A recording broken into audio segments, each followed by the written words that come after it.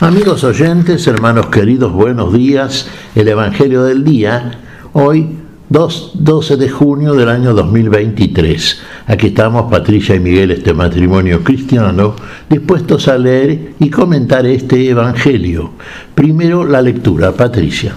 Lectura del Santo Evangelio según San Mateo, capítulo 4, versículos 25 y siguientes. Capítulo 5, versículo 12. Lo seguían grandes multitudes que llegaban de Galilea, de la Decápolis, de Jerusalén, de Judea y de la Transjordania. Al ver a la multitud, Jesús subió a la montaña, se sentó y sus discípulos se acercaron a él. Entonces tomó la palabra y comenzó a enseñarles, diciendo: Felices los que tienen alma de pobres, porque a ellos les pertenece el reino de los cielos. Felices los afligidos, porque serán consolados. Felices los pacientes, porque recibirán la tierra en herencia. Felices los que tienen hambre y sed de justicia, porque serán saciados. Felices los misericordiosos, porque obtendrán misericordia. Felices los que tienen el corazón puro, porque verán a Dios. Felices los que trabajan por la paz, porque serán llamados hijos de Dios. Felices los que son perseguidos por practicar la justicia, porque a ellos les pertenece el reino de los cielos. Felices ustedes cuando sean insultados y perseguidos, y cuando se los calumnie en toda forma a causa de mí. Alégrense y regocíjense entonces, porque ustedes tendrán una gran recompensa en el cielo. De la misma manera persiguieron a los profetas que los precedieron. Palabra del Señor. Gloria a ti, Señor Jesús. Las felicidades, las bienaventuranzas por parte del Señor. Siempre decimos que este llamado Sermón del Monte, Sermón de la Montaña, es la carta magna del reino de los cielos, por así decirlo. Acá tenemos ocho vías, diríamos.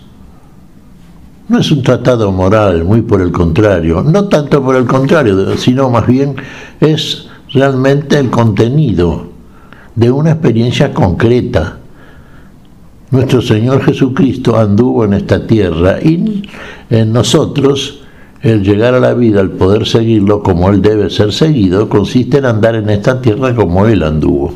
En este tiempo que tenemos, en esta vida temporal, andar como Él anduvo. Y entonces, a través de la vivencia, vamos a experimentar la felicidad que genera en nosotros esto que nos dice el Señor. En principio, algunas de estas 8 felicidades, plenitud de las mismas, parecen no ser de suyo, a través del enunciado, del mero enunciado, un camino como para una felicidad o una bienaventuranza. En fin, nadie parece a priori sentirse muy feliz al saber que va a ser perseguido. Pero acá el Señor dice por causa de la justicia, pero muchas veces la persecución no nos gusta. Preferimos mirar para otro lado y hacer, como quien dice, nuestra voluntad y no el bien debido, como nos indica acá el Señor. Si es cierto que el hacer la nuestra nos genera una paz, llamémosle paz, o una tranquilidad que no compromete esa felicidad temporal que de suyo es meramente apariencia. Acá el Señor está hablando en serio de la verdadera felicidad. Veamos el prestigio que había alcanzado, la popularidad que había alcanzado Jesús. Jesús ya había hablado bastante, el Señor había hecho cosas, había hecho prodigios, milagros, contemplaba a las personas, finalmente multitudes, las cosas que hacía y la manera en que hablaba como el que tiene la autoridad. Veía algo muy diferente en el Señor y veían todas aquellas cosas fruto de manos que tenían el poder, un poder diferente, el poder de Dios. Por eso dice acá, lo seguían multitudes. Fíjense, gente que venía de Jerusalén, de la Judea, de la Galilea, de la Transjordania, de la Decápolis. Paganos y israelitas y paganos. Es ahí cuando el Señor sube a un elevado monte y desde allí pronuncia estas enseñanzas, las que configuran aquello que hoy llamamos las bienaventuranzas, por parte de nuestro Señor. Bienaventurados los pobres en el espíritu. Uno diría, bueno, no es muy apropiado sentirse feliz o bienaventurado con esa pobreza espiritual. Sí, los que están conscientes de la necesidad en el espíritu, los que han desechado los bienes temporales como prioritarios y eligen los bienes espirituales, ya conscientes de la necesidad que se tiene de los mismos. Felices, claro, porque van en pos de algo que permanece y ellos permanecerán en ese algo. Los que ejercen la misericordia, aquellos que tienen un corazón puro con el cual verán a Dios, un corazón donde habita el Dios porque ha sido recibido, y con ese corazón puro, pleno del amor y del amor de Dios, son capaces de inclinar desde ese amor todo aquello que deban hacer frente a la miseria del otro, que aún no conoce a Dios, ofrecer ese amor y brindar finalmente esa ayuda que procede de Dios y de la cual el hombre que lo recibe al Señor pasa a ser un instrumento útil para el favor y para la vida en el otro, para el amor al prójimo como nos manda el Señor. Felices los misericordiosos, los que tienen hambre y sed de justicia. Estamos hablando del pan nuestro de cada día, lo vamos a entender, no es que estemos negando la necesidad del pan literal, ¿no es cierto? El hambre y la sed son cosas reales cuando aparecen en el hombre por causa de la carencia del alimento suficiente, pero aquí estamos hablando del alimento para la vida, del viático esencial para la vida plena y definitiva en la felicidad. Estábamos hablando de ese hambre de justicia que solamente puede ser satisfecha desde el andar en este mundo como Dios nos enseña y como Dios camina precediendo nuestro camino y siendo finalmente en la vivencia concreta camino en nosotros, convirtiéndose en el camino nuestro. ¿En dónde somos saciados? Sí, porque caminamos en busca de los lugares donde está el alimento para el alma, el alimento para la vida, el alimento para la plenitud de la vida, a donde nos conduce el Señor como un pastor que guía a sus ovejas y las lleva al lugar donde está el alimento necesario y agradable para la satisfacción del rebaño. Bienaventurados, acá dicen, en esta parte donde realmente más de uno se sentirá de pronto sin mucho atractivo hacia llevado a cabo de esta llamada bienaventuranza. Sí, claro, los que son perseguidos por causa de la justicia, claro. Y esto va a ocurrir, evidentemente, en un mundo donde no prevalece la justicia. Esta justicia de la que tenemos hambre y sed, como nos dice el Señor, cuando lo experimentamos como una verdadera necesidad, porque advertimos la importancia centralísima que tiene para una vida definitiva, de pronto,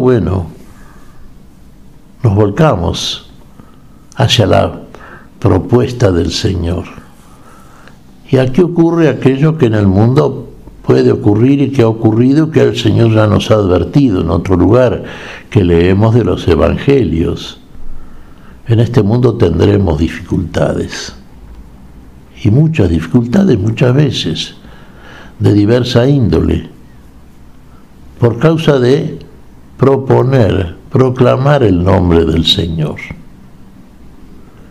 Y bienaventurado nos dice el Señor, sí, felices ahí, porque ahí sí somos verdaderamente perseguidos por causa de la justicia. Ahí verdaderamente ya la justicia está siendo proclamada y vivida por nosotros. Y es una conducta que desagrada a la mayoría que no conoce estas cosas, que sigue por un camino que no es de vida ni para vida, que siguen conforme a las propuestas que la propia conciencia les reclama y les impone, transitando caminos equivocados. Claro que fueron perseguidos también, y acá lo pone el Señor como ejemplo, fueron perseguidos los profetas del Señor, los antiguos justos, por proclamar la palabra, sí, y muchos de ellos tuvieron un fin desde el orden y del juicio meramente temporal, que no parece ser lo más deseado por el ser humano, por supuesto, sí, pero felices delante de Dios, felices ante el juicio final del Señor, felices delante de aquel que es el que nos da la felicidad, aquel que nos lleva por el camino de esa felicidad, y que en ese camino puede haber dificultades, sin duda, porque estamos en un mundo el que tenemos que atravesar para llegar a la propuesta final del Señor, a la conquista de esa propuesta, que es la vida, y la vida plena y eterna. Llegaremos felices si vivimos verdaderamente. Aquí son 8 estas bienaventuranzas, podríamos analizarlas, no tenemos espacio suficiente, hermanos, detenidamente, pero este es un vistazo general que nos sirve ya como disparo inicial, por lo menos, para intentar entonces una explicación a propósito del contenido riquísimo y vitalísimo que tiene estas felicidades que nos propone el Señor en esta, yo diría, habíamos dicho al principio, ¿no?, la Carta Magna, como la Constitución del Reino de los Cielos, y en este sermón, en esta enseñanza magistral. Alguien dijo alguna vez que estas palabras de nuestro Señor son el discurso público más notable que haya hablado jamás un hombre en la historia de la humanidad. Y pensamos de la misma manera. Este es el más notable discurso público, sin duda. Vamos a estar siempre atentos al mismo, porque es la norma de vida para nuestra vida en este mundo. Para llegar a la dimensión definitiva, completa y plena de lo que podemos llamar justicieramente vida, como la llama el Señor, como nos da el Señor. Así que entonces meditemos profundamente y vivamos esta realidad que nos va a mostrar ya la encarnación de todas estas cosas en la vivencia completa y concreta. Cuánta razón tiene el Señor, el autor de la vida, el que nos lleva la vida y el que nos propone la vida, sabiendo que esto que nos está diciendo son palabras para la vida. Son verdaderamente, en ultimísimo análisis, felicidades. ¿Qué te parece, Patricia?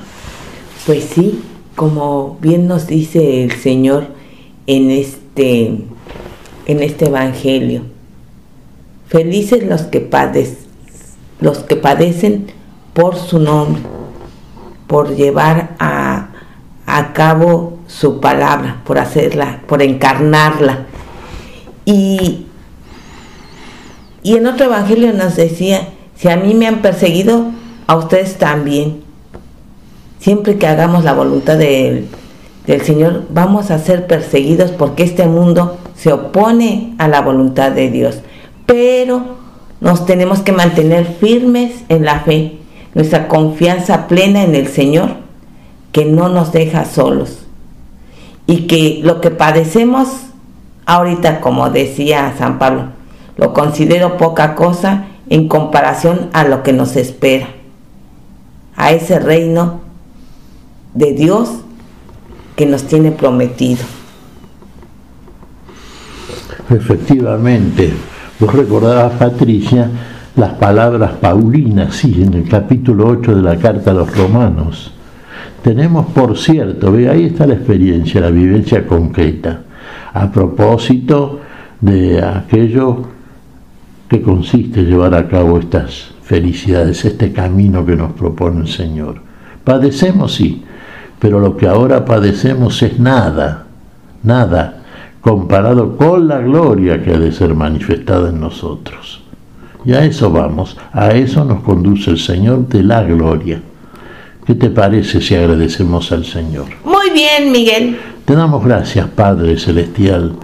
Te damos gracias, Padre, en el nombre santo de nuestro Señor Jesucristo. Te pedimos perdón por nuestras faltas y pedimos tu bendición, Señor.